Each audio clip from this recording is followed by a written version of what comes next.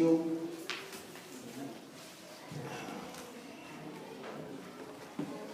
Dice, otra vez, está hablando el apóstol Pablo, digo, que nadie me tenga por loco o de otra manera. Pero no me tenga por loco de otra manera. Recibidme como loco, para que yo también me gloríe un poquito. Porque ahora digo, no digo Señor, sino como el mora, en esta base de la carne. Puestos que muchos se glorían según la carne, también yo me gloriaré. Pues Porque ahora toda autoridad siendo vuestra. Pues toleráis si alguno os esclaviza, si alguno os devora, si alguno toma lo vuestro, si alguno se enaltece, si alguno os da de bofetadas. Para vergüenza mía lo digo, para eso fuimos demasiado débiles, pero no por contenta, salía a una locura, también yo tengo osadía. ¿Son hebreos? Yo también. ¿Son israelitas? Yo también. ¿Son descendientes de Abraham? También yo. son ministros de Cristo, hablo como delegado, yo bajo trabajos bajo cárcel, peligro de muerte muchas veces. De los judíos 5 veces he recibido 40 azotes menos uno. 3 veces he sido azotado con varas, una vez apedreado, 3 veces he padecido con dracos, 8 días he estado como Una una noche y un día muerta. estaba en los profundos del mar. En caminos muchas veces, en peligros de ríos, peligros de ladrones, peligros de los de mi nación, peligros de los gentiles, peligros de la ciudad, peligros en el desierto, peligros en el mar, peligros entre falsos hermanos. En trabajo arduo y fatiga, en muchos desvelos, en hambre y sed, en muchos ayunos, en frío y en desnudez. Y además de otras cosas, lo que sobre mí se agolpa cada día, la preocupación por todas las iglesias. ¿Quién se enferma sin que yo me enferme? ¿A quién se hace tropezar sin que yo me indigne? Si es necesario gloriarme, me gloriaré en lo que es de mi debilidad. El Dios y Padre de nuestro Señor Jesús, quien es bendito por los siglos, que sabe que no miente. En Damasco, el gobernador de la provincia del rey Aretas guardaba la ciudad de los damascenos para prenderme. Pero fui descolgado por la ventana de la canasta y la cabeza de mi hermano. Amén, gracias. Se pueden sentar. Todo lo que Dios hace, hace poco había un chiste ahí que me pasaron, que decía, Dios creó el amor, el diablo creó la lujuria y el hombre hizo la pornografía. Dios creó tal cosa, el diablo llega y lo corrompe. Y al final me acuerdo que decía, Dios creó el dinero, el diablo la economía y la mujer a irse de compras. Entonces, cada vez que Dios hace algo, el diablo va a buscar cómo opacarlo o ensuciarlo, y el hombre va a terminar de hacer la torta. Porque por gracia somos salvos, y lo que sustenta esto es la gracia de Dios, no es la capacidad nuestra. Por dicha, si fuera nuestra capacidad, pues no llegaríamos a ningún lado. ¿Cuánto tiempo duró el hombre en el paraíso antes de que se contaminara? No sabemos, pero fue rápido. Rapidito el diablo llegó y tiró la piedra y el hombre se tropezó en ella. Todas las obras que Dios ha ido haciendo, generalmente, bueno, Dios permite eso pues para que veamos que lo que nos sustenta no son nuestras capacidades, sino es Dios, y que confiemos en Él. Pero sí tenemos que ser entendidos, y dice la Biblia, que nosotros, no ignoramos sus maquinaciones, que cada cosa que Dios hace va a buscar cómo se tuerce. Igual pasó con la iglesia. Nosotros somos iglesia, fundada por Cristo.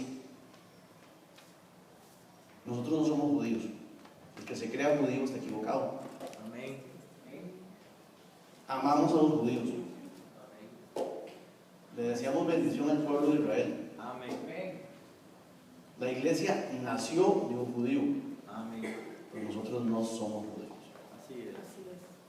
Entonces, el que crea que es el nuevo judío, o que es una carajada de ese tipo, y que lo vea Yo respeto la cultura hebrea, me encanta el Krav Maga, que es una arte marcial que hacen los israelitas, me fascina, pero no soy judío. Si usted se quiere tatuar letras judías, hágalo, es su cuerpo, es su gusto, Dios sabrá si lo permite o no, pero usted no es judío, usted es iglesia. Amén. Ni siquiera es un prosélito.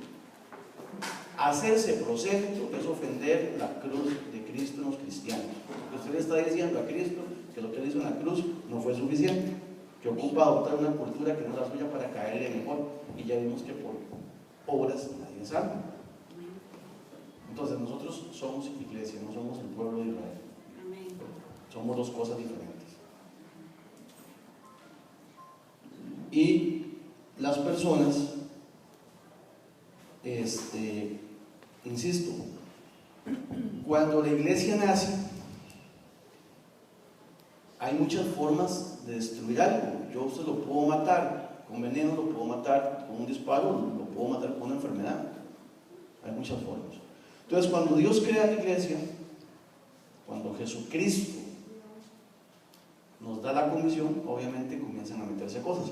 Ahora, yo siempre lo he dicho, nosotros tendemos a veces a espiritualizar más las cosas de la cuenta. Uno tiene que ser un poco más práctico en la vida, ¿no? Yo me acuerdo que un pastor que decía, Dios es Dios, no es mago, no es que hace las cosas de la noche a la mañana, es magia, lo puede hacer, pero Dios también es Dios creador, Él hace cosas y crea cosas. La iglesia es un cuerpo viviente. Y a veces tendemos a inflar las cosas que no son. Vamos a ver el caso de la iglesia en el momento en que está Pablo. Pablo, en esta lectura que hicimos, Pablo tiene una situación muy interesante. Pablo es, junto con Pedro, Pablo, Bernabé, son pocos, no me acuerdo la lista de todos, los que son comisionados o salen a predicar el evangelio a los gentiles. Y eso es algo muy serio para la cultura judía, es seriosísimo. ¿Por qué razón? Porque ellos, si bien muchos judíos, si habían pasado al cristianismo, no habían dejado de ser judíos. O sea, yo creo en Cristo y acepto que Jesús es Dios, pero no voy a dejar botado a Moisés, ni la tradición ni la cultura. Y eso, vamos haciendo prácticos. Lo digo práctico porque nos tocó la vez pasada. O sea, ¿cuántos de nosotros escuchamos una enseñanza bíblica y le decimos amén, pero honestamente vamos a hacer lo que nos dé la gana siempre? O sea, amén, hermano, pero Dios rogando y con el más jugando, va por otro lado. Entonces el pueblo judío es igual a nosotros, son seres humanos que tenían ciertas circunstancias. El primer punto que vamos a ver es la iglesia en la que está Pablo. Pablo viene a la iglesia, donde está la congregación, y la iglesia, número uno, nace del judaísmo. La instaura a Cristo por las bases que nosotros tenemos. Cristo nos la dio con base en lo que ya se había dicho en el Antiguo Testamento. Usted puede agarrar todo el Nuevo Testamento y creo que solo es un 13% nuevo. El resto ya se repetía en el Antiguo, me parece, por ahí anda el asunto, ¿no? Entonces, la base del cristianismo es el judaísmo. Jesús es judío, Pablo es judío, Pedro es judío, los profetas que leemos son judíos. Entonces, el primer punto que hay que tener y que es el objetivo es que la iglesia nace del judaísmo. Nace del judaísmo. La hace un judío, pero no la hace para ser judío, la hace para ser iglesia. Amén. Segundo punto de la época de Pablo, el crecimiento desmedido.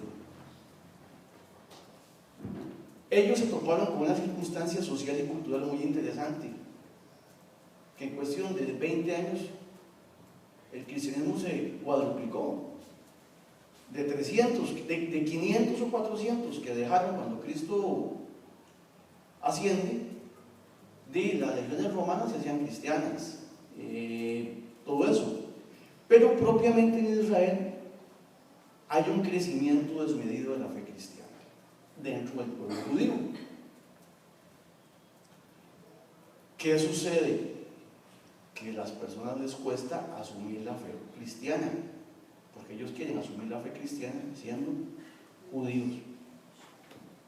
El tercer punto que tiene Pablo: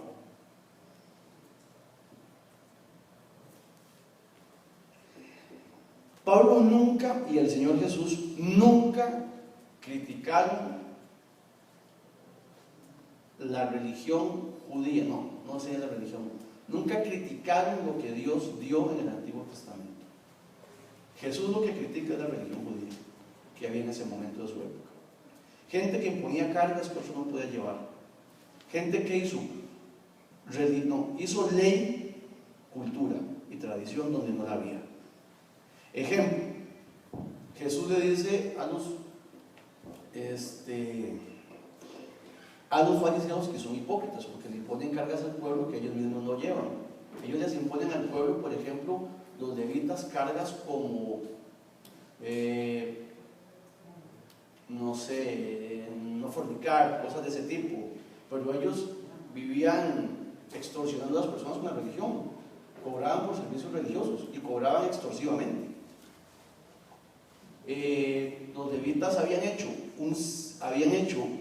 permitido que se hiciera un sistema de tradiciones que la Biblia no puso y las habían convertido en ley y se las imponían al pueblo.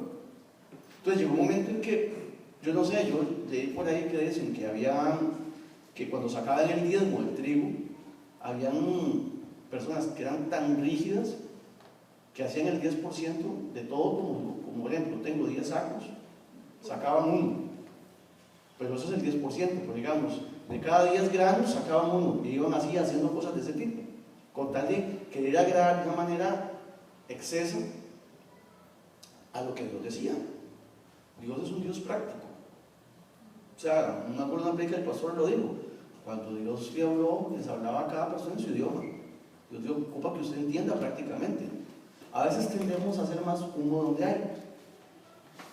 Y otra situación que genera la iglesia en la costumbre judía de la época, que es un cambio histórico increíble, es que en los lugares no judíos cambian la sinagoga por la congregación, que eso es algo imperdonable para la tradición judía. La sinagoga nace como centro de reunión en ausencia del templo.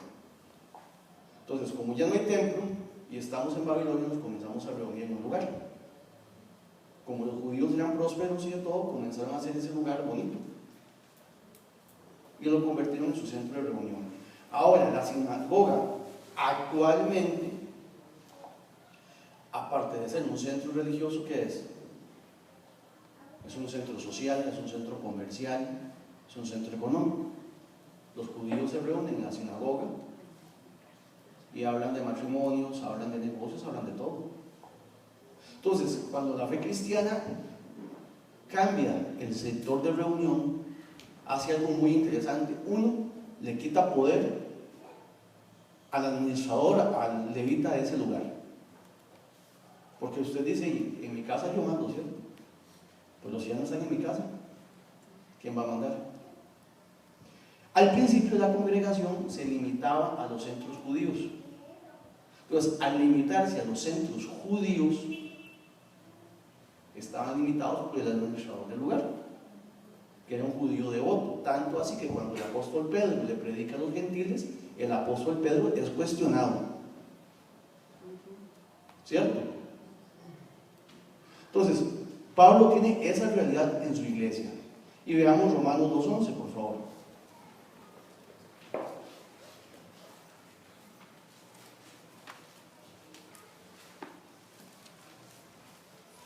Bueno, aquí lo tengo yo.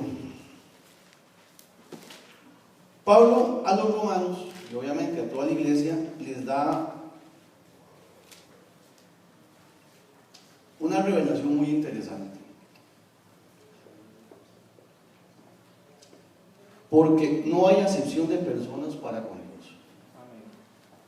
Entonces, cuando Pablo escribe eso, está poniendo dentro de la fe cristiana a un mismo estatus, al judío y al griego. Amén. Y para ellos eso era imperdonable, porque, insisto, humanamente hablando, nosotros nos gusta el ego. Bueno, ustedes no se han visto las castas en Japón y en la India, son muy marcadas, una cosa no se mezcla con la otra. El pueblo de Israel inconscientemente había caído en eso. Estaba la casta sacerdotal, que era la cúspide, seguían, bueno, el sumo sacerdote, después seguían la sacerdotal, después seguían los doctores de la ley, que eran levitas, después seguían los estudiosos, que eran los levitas como tales, y iban bajando hasta que llegaba el judío, que no sabía, después de la diáspora, de qué tribu era, y se identificaba como israelita, y lo tenían ahí como, de ahí, usted dice que es israelita, pero ahí dejémoslo ahí. Sí, es correcto.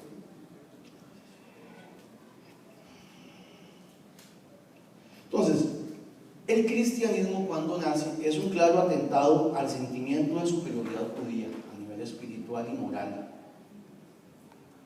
en materia religiosa de la época. Y la primera persona que atenta contra ese sistema después de Jesucristo, ¿quién es? Que lo hace públicamente. Es Pablo. Pablo es el primero de todos que se les enfrenta, porque vean que después Pedro lo confronta un par de veces y baja, él da su explicación, pero comienza a bajar las orejas. Pablo es el primero que les dice a ustedes están equivocados y yo no. Y así ustedes y yo no. Veámoslo en Hechos 9:23.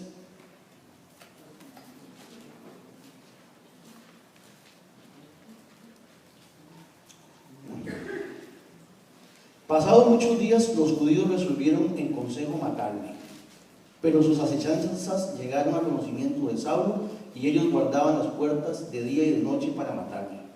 Entonces los discípulos, tomándole de noche, le bajaron por el muro, descolgándole en una canasta. O sea, llegó a ser tanto el atentado que generaba Pablo contra los preceptos que existían, y aclaro, hablo contra los preceptos que existían en ese momento, no estoy hablando en contra ni de la fe judía ni de lo que instauró Moisés, eso es respaldado por Dios. Amén. Hablo en lo que habían convertido la fe judía, que la habían convertido en una tradición familiar y cultural que distaba mucho de lo que la fe que les había dado Moisés y la ley les decía.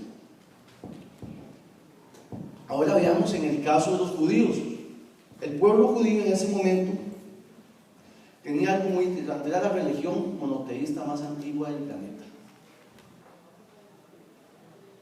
Entonces ellos eran la religión que en ese momento practicaba el monoteísmo más antiguo. Ahora, los seres humanos tendemos al ego. Todos nos gusta creernos más de la cuenta. Toda la vida he criticado en las congregaciones cristianas, y le digo, esa rancia aristocrática que se maneja, que para mí es una porquería que limita el crecimiento espiritual. Yo soy el hijo del pastor tal, de la iglesia tal, que viene a tal lado, y estudiamos en el instituto tal. No, estoy de acuerdo que se prepare y que es loable que usted tenga una tradición familiar cristiana. Eso está bien. Lo malo es que utilice eso como escudo para creerse que está por encima de otros hermanos en Cristo. Y eso yo lo he visto, donde poco les falta a ciertos pastores y a ciertas familias cristianas que les hagan maltrato en la congregación, con el respeto que se merecen esos basura espiritual. Los judíos tenían eso. Después de eso tenían una fuerte identidad cultural. Las grandes naciones, cuando conquistan un pueblo y quieren destruirlo, lo primero que hacen es destruirle su identidad nacional. ¿Sabían eso? No. Ok, la identidad nacional es algo que promueve que usted no aguante que otro esté encima suyo, que sea de otro lado. Su gobernante puede ser una desgracia, pero si es típico, usted lo eligió, usted lo aguanta. Pero vea cómo nos hablan a veces de los extranjeros.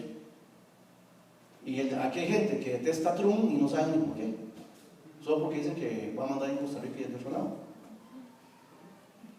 Probablemente ni sepa dónde está Trump en Costa Rica ahorita. Pero la gente es así. Entonces, cuando usted conquista un pueblo, lo primero que tiene que hacer es, desarmarlo y destruirle la identidad nacional. Entonces, ¿qué es lo que hace? Que cuando los japoneses conquistaron Corea, lo primero que prohibieron fue el taekwondo. Sí. ¿Por qué? Porque era un sistema de combate que les generaba identidad nacional. Entonces, lo que usted hace cuando conquista un pueblo es que les quita religión, cultura. Generalmente les quema los libros y hace ese tipo de cosas. Y en el último extremo lo que hacen es el traslado regional. Que, por ejemplo, agarran a la comunidad de costarricenses y los pasan para Guatemala. Y los de Guatemala para Honduras y los de Honduras para Costa Rica. Entonces, usted ya no se siente tan arraigado a ese lugar, que no es su nación está en otro lado. Los judíos, ¿cómo lucharon contra eso cuando los mandaron a Babilonia?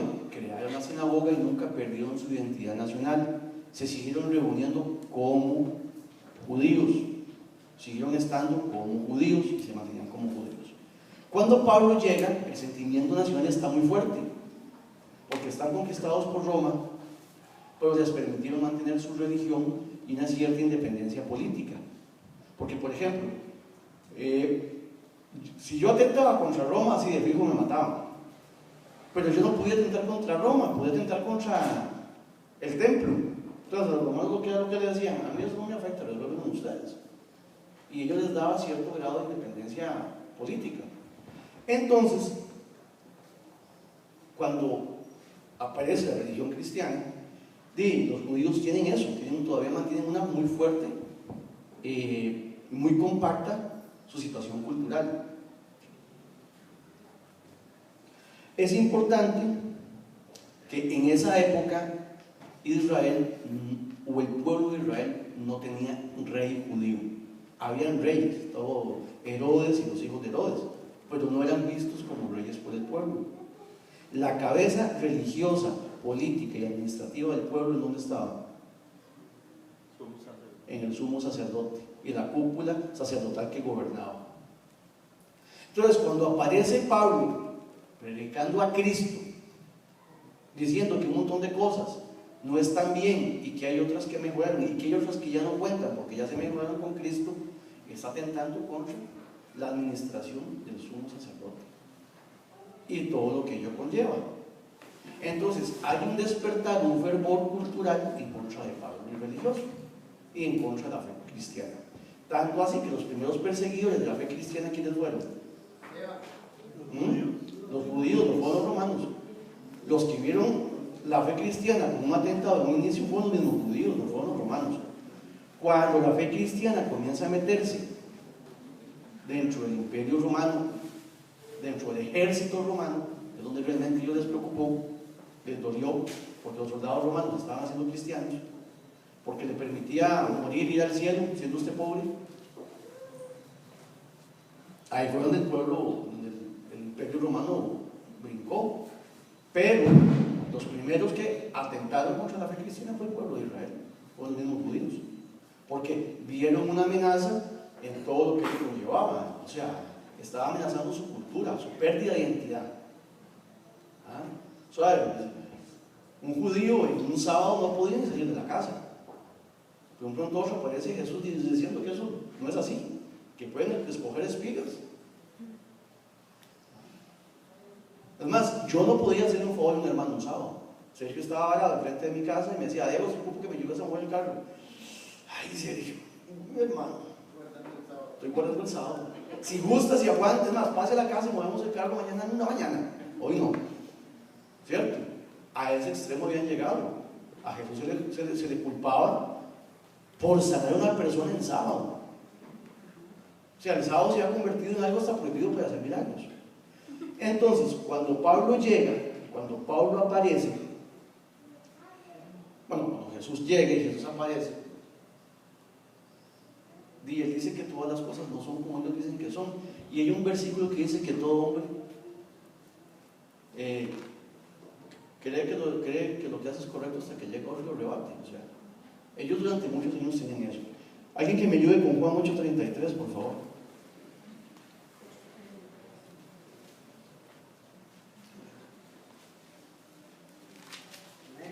¿Qué dice? Y respondieron, somos descendientes de Abraham y jamás hemos sido esclavos de nadie.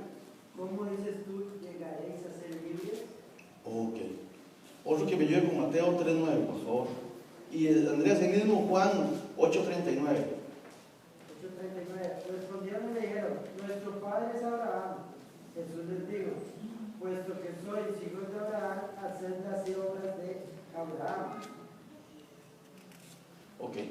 de los judíos era tan grande en ese momento, cultural y religiosamente, que ellos, por el simple hecho de ser descendientes de Abraham, creían que estaban por encima del resto. Ahora ellos dicen, descendientes de Abraham somos, nunca hemos sido siervos, ¿cierto? Pero fueron esclavos en Egipto 400 años. Es que no, egoicamente ellos asumían que eso no contaba, o sea, espiritualmente no cuenta, estaban bajo el yugo romano. El ser humano somos expertos en utilizar la excusa de la mente, la excusa del intelecto. Yo tengo muchos problemas porque le digo a la gente, o sea, a mí no me interesa a veces que usted haga lo que yo digo, porque me interesa que reconozcan, no que me dé la razón, que reconozcan que se equivocó. Váyanse a Costa Rica en carro y que alguien haga una imprudencia de tránsito. ¿Quién se enoja? ¿Usted o el que hizo la imprudencia? Se enoja porque dice, es que yo voy rápido y yo tengo prisa y no me estorbo. Nosotros somos así. Entonces, yo llego y te debo plata y para no pagarte me enojo. Yo llego y te ofendo o te hago algo incorrecto y para no tener que disculparme me es más cómodo enojarme. Así funcionamos nosotros, así funcionan ellos. Hablemos con las personas. O alguien que se disculpe por convicción y no por imposición. Efectivamente, mejor le pido perdón porque después voy a ocupar que me haga calvar y no la pueda hacer. Así funcionamos. Y el pueblo de Israel está exento de eso. Entonces, cuando Jesús llega, se encuentra con eso. Cuando Pablo llega, se encuentra con eso. ¿Entienden? ¿Qué dice Mateo 3:9, por favor? Amén. Y no penséis decir dentro de vosotros mismos, Abraham tenemos por padre, porque yo os digo que Dios puede levantar hijos a Abraham aún de estas piedras. Eso dice Jesús a los judíos. Entonces Jesús les está diciendo que no se la crean tanto. Está diciendo lo que Pablo repitió ante los ojos de Dios dentro de la iglesia. Todos somos iguales. Es una estructura nueva que atenta. Entonces vamos a lo que pasaba con Pablo. Entremos propiamente a Corintios. Pablo está predicando eso. Es muy curioso, vamos a ver si entiendo. Cuando comience a crecer la iglesia de Jesucristo en Jerusalén, dentro del pueblo judío, un montón de gente le suena y se convierte al cristianismo, pero no deja de ser judío.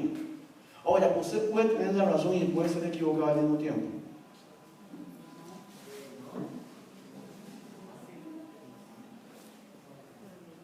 Por supuesto que sí. No, señor.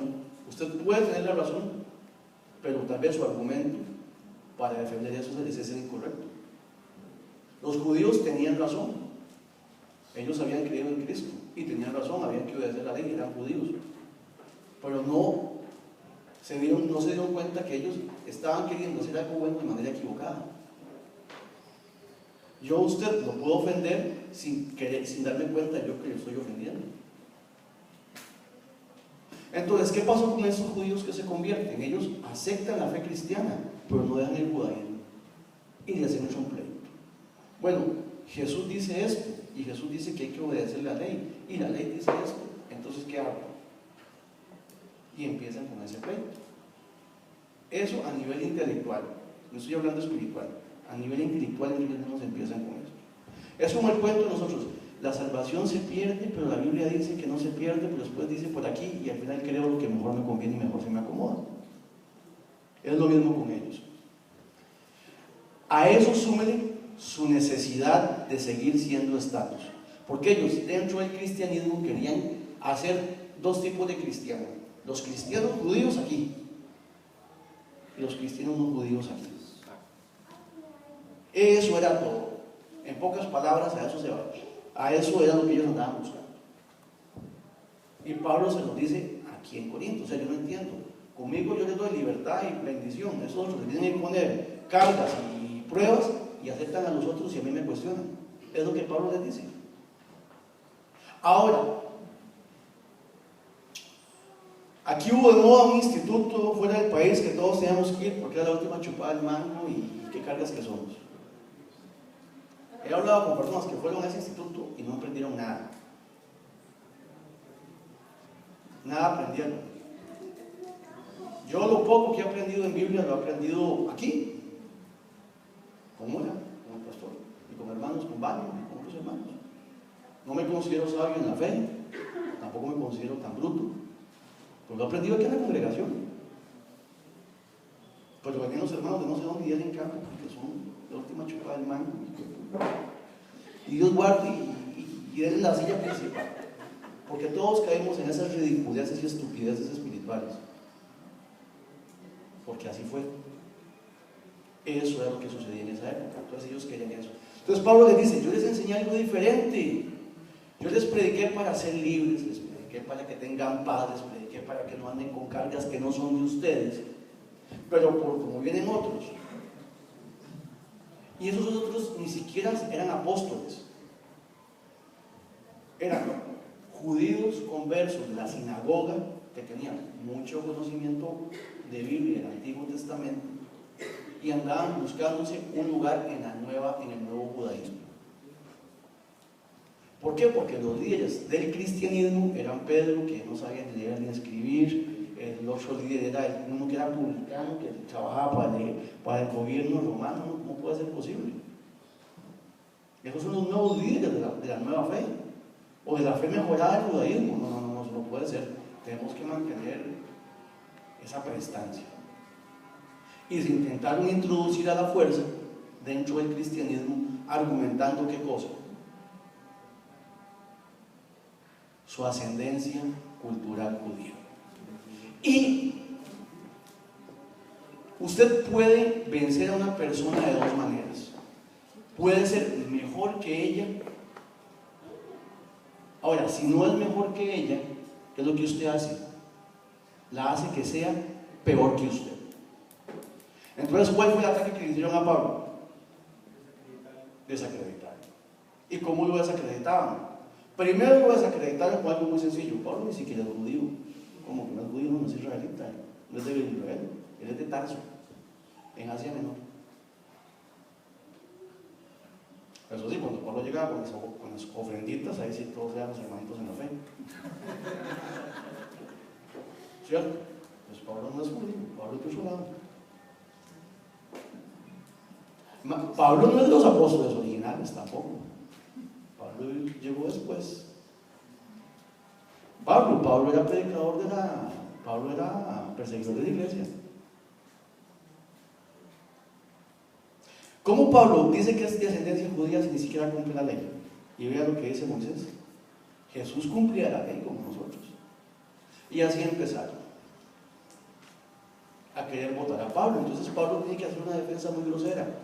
Y si usted lee, Pablo lo dice: para mí es una locura que yo me tenga que defender con un currículum humano, porque son cosas espirituales, no son cosas humanas. Amén. Pero si quieren que lo haga, para que ustedes vean que no estoy hablando paja, como miren aquí actualmente papaya, aquí está mi currículum, como cristiano y como judío, por aquello que otra persona quiera venir a cuestionarme. Eso es lo que Pablo hace aquí. ¿Por qué lo hace? Porque lo amerita. Y él lo aclara en el versículo: lo hago como locura. ¿Por qué es importante eso? Porque aquí en esta iglesia yo he visto administradores que llevan esta iglesia como administradores y fracasaron. Porque la iglesia no es un negocio. Uno puede utilizar los dones que Dios le dio para el servicio de la iglesia, pero no es un negocio, es una iglesia. La escuelita dominical es una escuela que se predica a Cristo, no se predica pedagogía, con el respeto de las hermanas que son maestras. No es lo mismo. Se aprovechan los conocimientos que tienen y que han adquirido, pero quien pone los maestros no es un título, es Dios. Quien pone al líder de la iglesia no es un título, es Dios. Porque si fuera por preparación académica, yo ni siquiera debería estar subido aquí, ni los institutos vengo. Nunca he ido a un instituto, nunca me he preparado más allá de seriamente. Entonces, ¿por qué vamos a la parte práctica? ¿Por qué es importante este mensaje? Porque Dios, a través de Pablo, lo que está diciendo es que el ministerio y el servicio de Dios no puede ser cuestionado con argumentos que no sean espirituales reales. Amén. Ahora, tampoco estoy diciendo que se suba a predicar cualquier estúpido, porque no es así. Pablo es muy claro. Pablo dice: mi fe cristiana yo la he hecho con mis frutos, tengo cartas leídas. No es que a Pablo se le ocurrió hablar porque sí y todo el mundo le dio pelota. ¿Usted puede cuestionar el cristianismo? Sí. ¿Puede cuestionar el expositor? Sí. ¿Puede cuestionar el mensaje? Sí. Va, lo revisa con Biblia, como dice Pablo con los hermanos de Berea. Mira, sí es cierto. Amén, hermano. Porque el que yo esté aquí hablando, yo he dicho desde el púlpito mentiras. Me he equivocado varias veces. Hubo una época que creíamos una cosa y nos dimos cuenta que era otra. Entonces es obligación de todo cristiano, cuando alguien le predica algo, verificar si está conforme a Dios. Amén. Pero si la persona tiene fruto, tiene palabra, como dice Pablo, es increíble que ustedes me cuestionen a mí sabiendo quién soy yo. Una cosa es el cuestionamiento espiritual objetivo, donde, hermano pastor, no me quedó claro eso. O ese predicador que usted trajo, la verdad es que yo no sentí que el mensaje esté bien. Y otra cosa es el cuestionamiento malicioso, que eso ya sí es pecado. Es pecado. ¿Qué es lo que le están haciendo a Pablo? Un cuestionamiento malicioso. Están queriendo desacreditar a una persona que está sirviendo a Dios. Y que, como lo dice Pablo, bueno, si vamos por currículum humano, el mío es bastante bueno. Y si nos vamos por currículum cristiano, el mío es bastante bueno. Yo no quería rajarles, pero ya que lo están pidiendo, aquí está. Es lo que Pablo hace. Ahora, cosas importantes. Me llama la atención que en la defensa de Pablo, Pablo nunca los ataca. Él se desacredita solo. Perdón, él los desacredita de una manera defendiéndose a sí mismo, solo. Usted dice que no soy judío. No, si soy judío, mi mamá es tal y tal, y soy de tal lado. Pero soy judío, no soy judío. ¿Cómo? Cuando usted dice que Pablo no es digno de la fe judía, ¿cuál es el mejor maestro ahorita del judaísmo? Gamaliel. Él fue mi maestro. Entonces, si usted dice que yo no sirvo, me dice que Gamaliel no sirve. ¿Cierto? Amén. ¿Qué dice Pablo? Yo no sirvo para la iglesia, no soy apóstol. Pero mi primera iglesia o mis primeras iglesias son ustedes. ¿Cierto o no? Amén. ¿Qué requisitos ocupa un apóstol? Si yo soy Cristo, yo soy el que más se ha sufrido, ¿vean?